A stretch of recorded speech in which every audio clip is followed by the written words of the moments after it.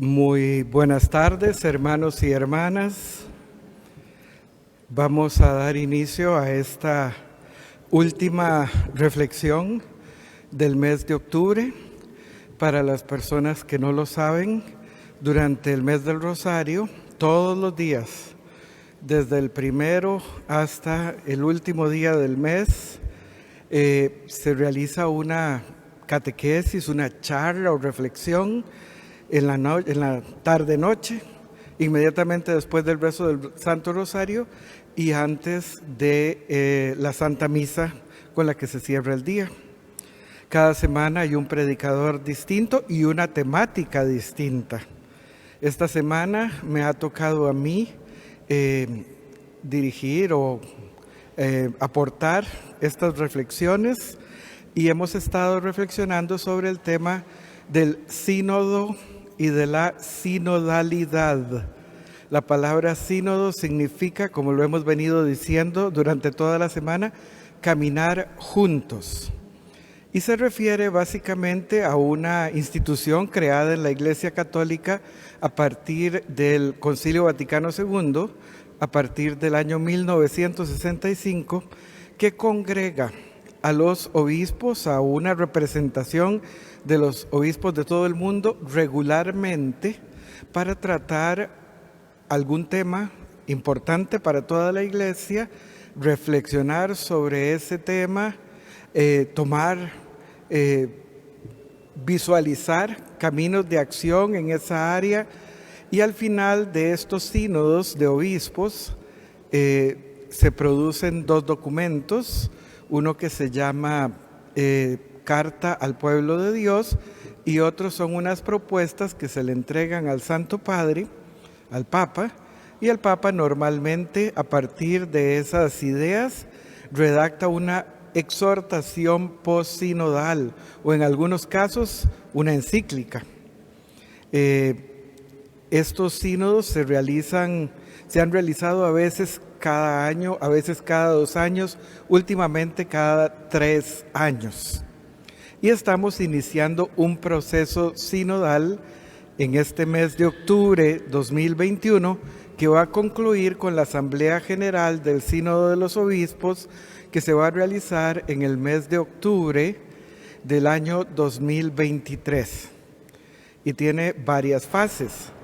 La primera fase es la fase diocesana, que es la que iniciamos el 17 de este mes de octubre y en la que ya estamos participando. Hemos hablado a lo largo de la semana varias cosas. Por ejemplo, hicimos como una historia de los distintos sínodos que se han tenido en la Iglesia Católica desde 1965 hasta el presente y los frutos que han salido de esos sínodos también. Hemos hablado sobre los fundamentos bíblicos y teológicos de la sinodalidad de nuestra Iglesia. Hemos también recordado la homilía que predicó el Papa el día 9 de octubre de este año, con la cual puso en marcha el camino sinodal. Hemos reflexionado sobre los objetivos de este sínodo que nos plantea el documento preparatorio a este gran encuentro de la Iglesia Católica. Y el día de ayer estábamos reflexionando sobre el rol importantísimo que tiene el Espíritu Santo en todo este camino sinodal. Las personas que han estado al tanto de cómo vamos en esto se habrán dado cuenta que una de las ideas que se repiten más y más es un sínodo no es un foro, no es sencillamente una convención eclesial, no es un momento para decir palabras bonitas o escribir documentos muy importantes, es sobre todo un momento de gracia.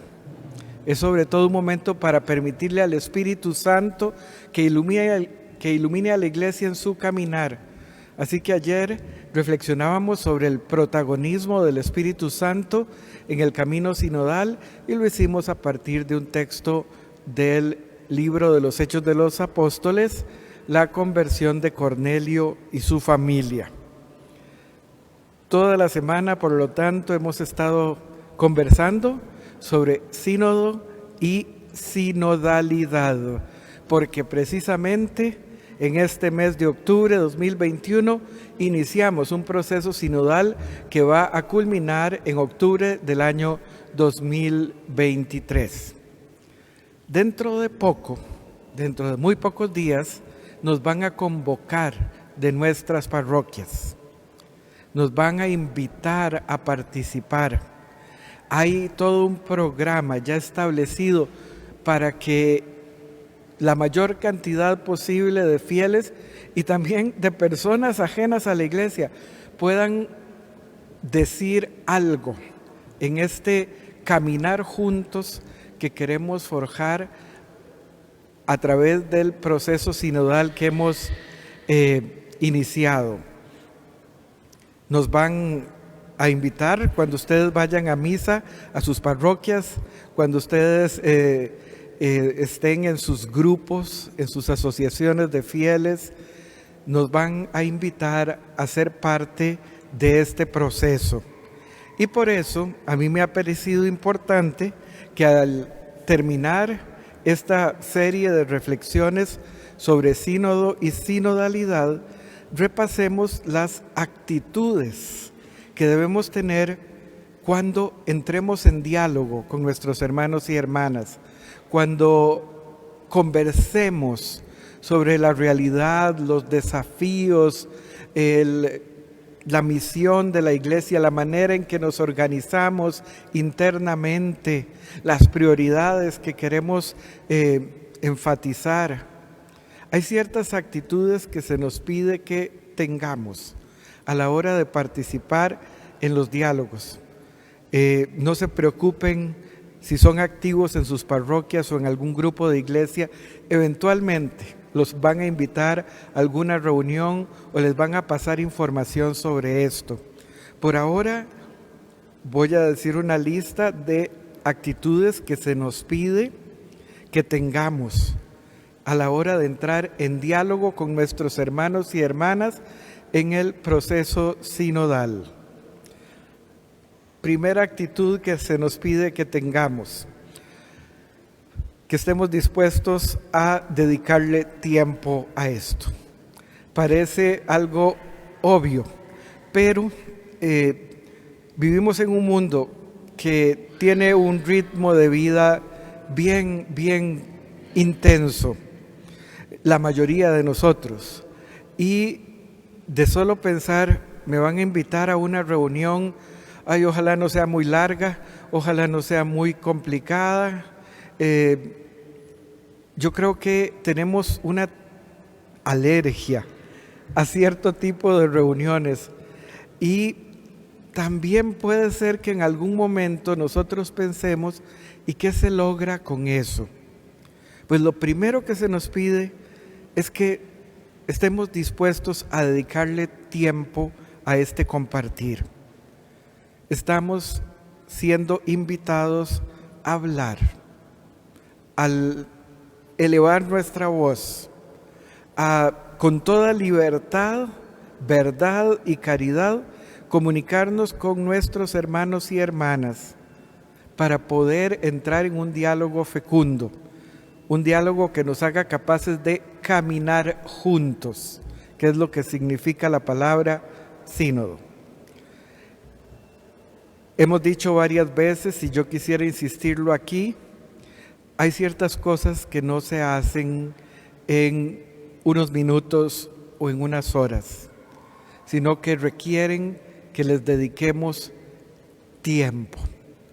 No solamente, qué sé yo, en cantidad de minutos o de horas, sino tiempo de calidad o calidad de tiempo. Y que cuando estemos en esas reuniones, en esas convocatorias, de verdad nos involucremos y de verdad aportemos. Esa es la primera actitud que se nos pide que tengamos a la hora de participar en el camino sinodal. Luego se nos pide que seamos dos cosas al mismo tiempo: humildes y valientes. Humildes en la escucha, valientes en el hablar. Porque a veces nosotros somos un poco orgullosos a la hora de escuchar a los otros. Pensamos que tenemos la verdad, pensamos que nadie tiene nada que decirnos, porque nosotros tenemos muy claro por dónde tenemos que ir. Se nos pide que tengamos una actitud de humildad a la hora de escuchar, porque es muy probable que vayamos a escuchar cosas que no compartimos. Vamos a escuchar cosas incluso que nos disgustan. Pero al mismo tiempo que somos humildes en la escucha, se nos pide también que seamos valientes a la hora de hablar. A veces no somos capaces de escuchar porque estamos demasiado metidos en nuestras propias ideas, en nuestra propia manera de pensar, en nuestra manera de ver el mundo, y otras veces sencillamente nos quedamos callados. No decimos absolutamente nada. Por eso se nos pide que combinemos estas dos actitudes: humildad en la escucha, valentía a la hora de expresar nuestras opiniones. Tercera actitud que se nos pide que tengamos a la hora de participar en el proceso sinodal que hemos iniciado: que estemos dispuestos a cambiar nuestras opiniones. Para que este camino realmente sea fructífero, necesitamos estar abiertos a que las cosas no son como nosotros pensamos. Tenemos que estar abiertos a la posibilidad de que tal vez estoy equivocado, tal vez necesito transformar mi manera de pensar. Por lo tanto, tenemos que estar abiertos a la conversión y al cambio. Y muchas veces nos resistimos al Espíritu Santo, que nos está invitando, nos está inspirando a cambiar de actitud. Es mucho más cómodo quedarnos aferrados a nuestras ideas y no abrirnos a la novedad del Espíritu Santo, que muchísimas veces nos sorprende con caminos completamente nuevos por los que nunca hemos transitado. La cuarta actitud que se nos pide que tengamos a la hora de participar en el proceso sinodal es que dejemos atrás prejuicios y estereotipos. Nuestra tendencia es a llenarnos de juicios antes de conocer al otro, antes de estudiar una situación, antes de meditar sobre alguna realidad. Por eso se llaman prejuicios. Son juicios que nos hacemos antes de realmente sumergirnos en aquella realidad o de conocer aquellas personas, aquellas situaciones. No podemos entrar al diálogo sinodal con prejuicios o con estereotipos, es decir, teniendo una idea fija de quién es él o el grupo al que pertenece o la asociación a la que representa. Nosotros tendemos a poner etiquetas, nosotros tendemos a engavetar a la gente según nuestras opiniones. Si queremos que el diálogo sinodal realmente nos ayude a caminar juntos, debemos dejar atrás cualquier forma de prejuicio o de estereotipo. Quinta actitud que se nos pide que tengamos a la hora de entrar en el diálogo sinodal. Tenemos que, y uso las palabras con las que aparece en los documentos que estamos usando para ayudarnos en este camino. Tenemos que superar la plaga del clericalismo. Todo el mundo sabe que es un clérigo, ¿verdad? Un clérigo es una persona que pertenece al clero de la Iglesia Católica.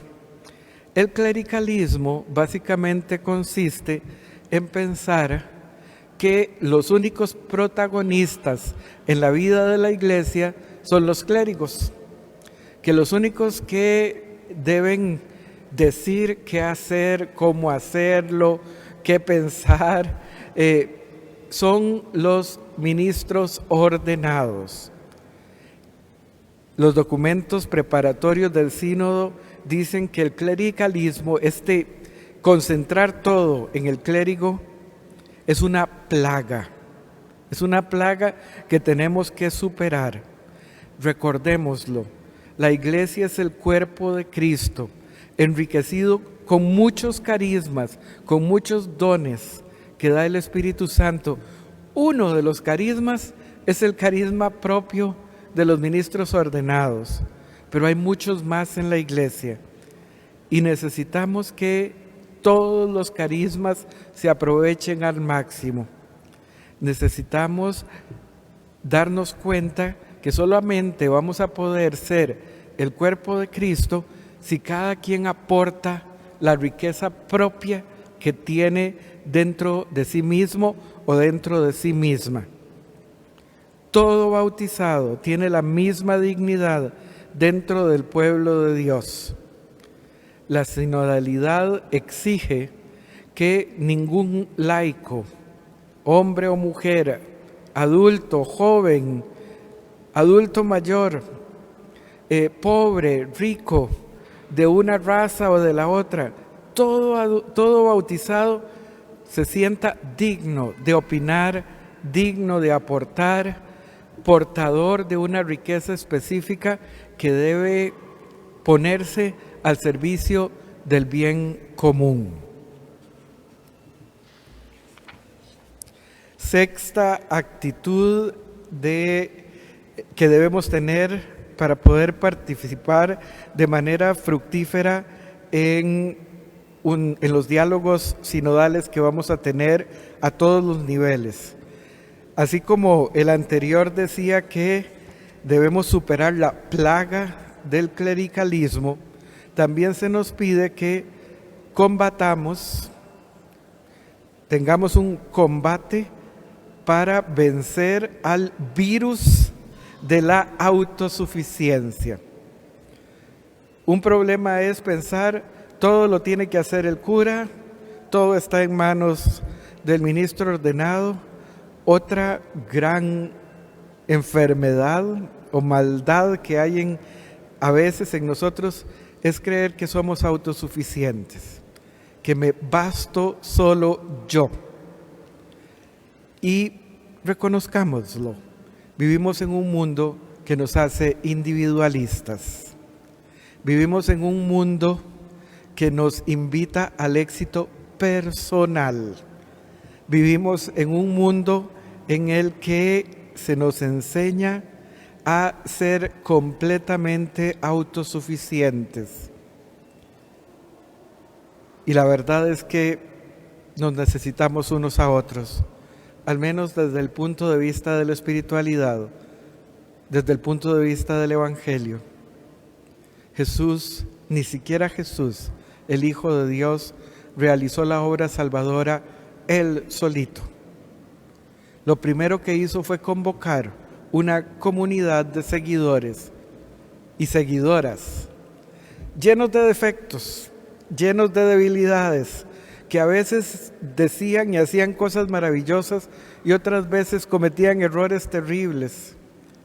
Pero Cristo, al venir a este mundo y para sacar adelante la obra de la redención, fundó una comunidad. Eso indica que ninguno de nosotros es espiritualmente autosuficiente. Necesitamos de los demás.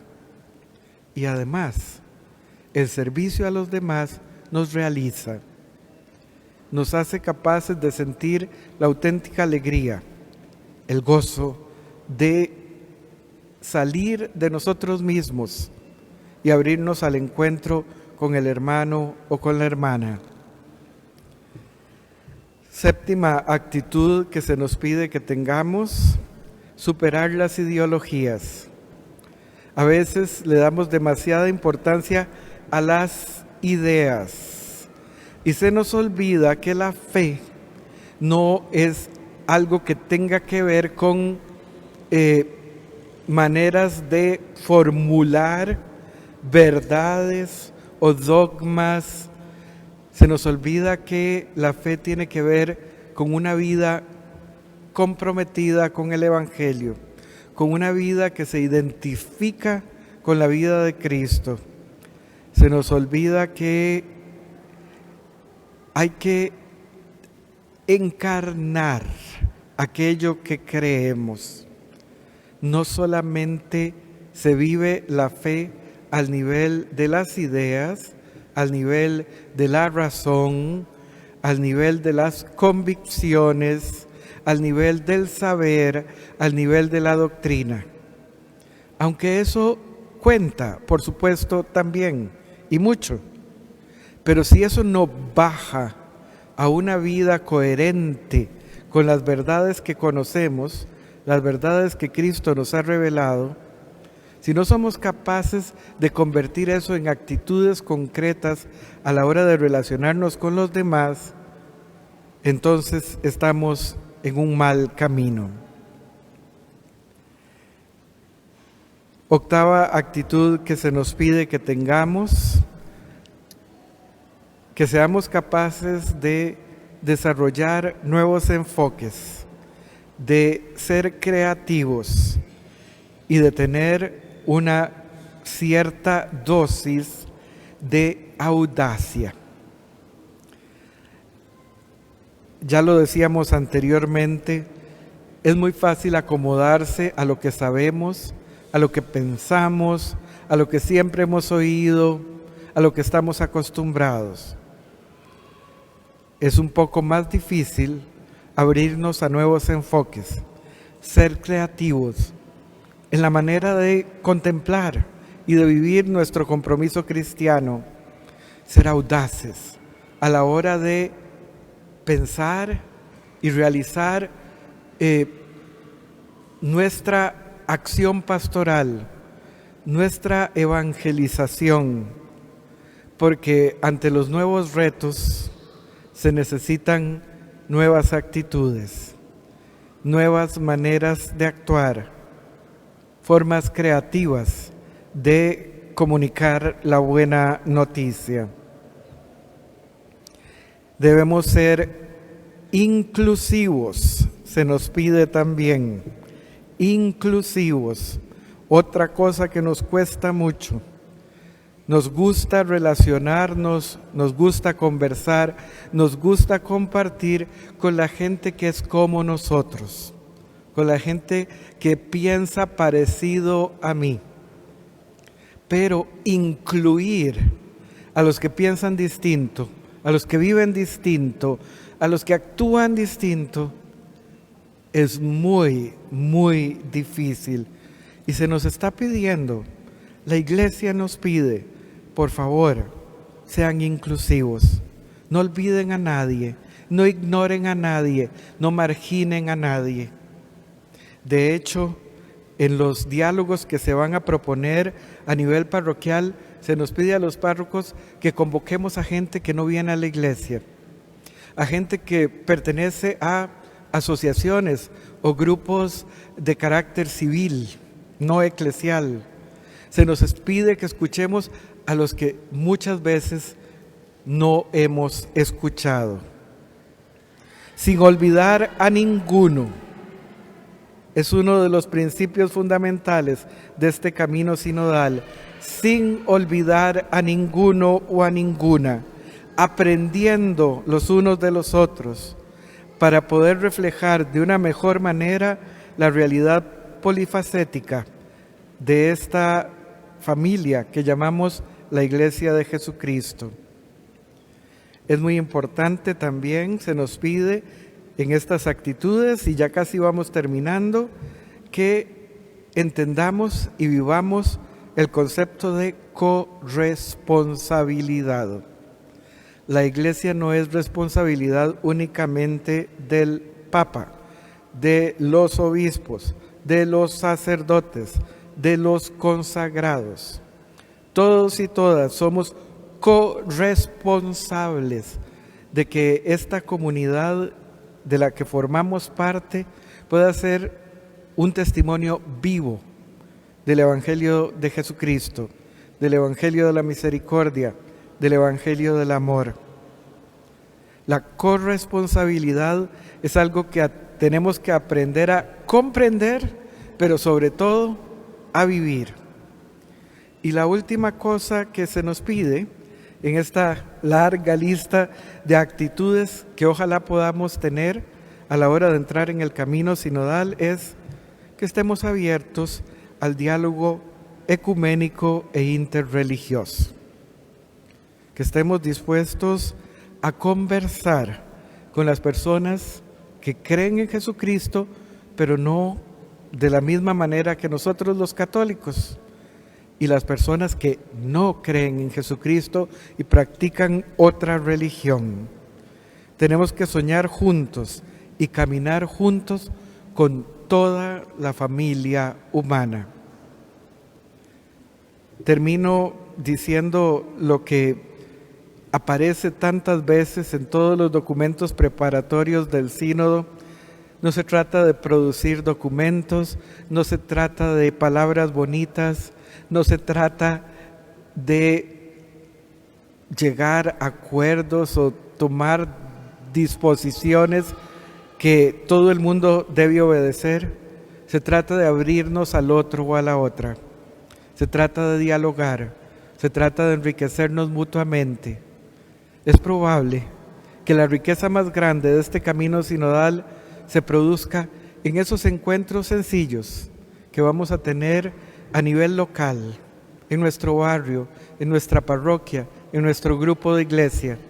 Participemos con alegría, con buena disposición y ayudemos a que este caminar juntos dé frutos abundantes de santidad para la iglesia y para el mundo. Muy buenas noches.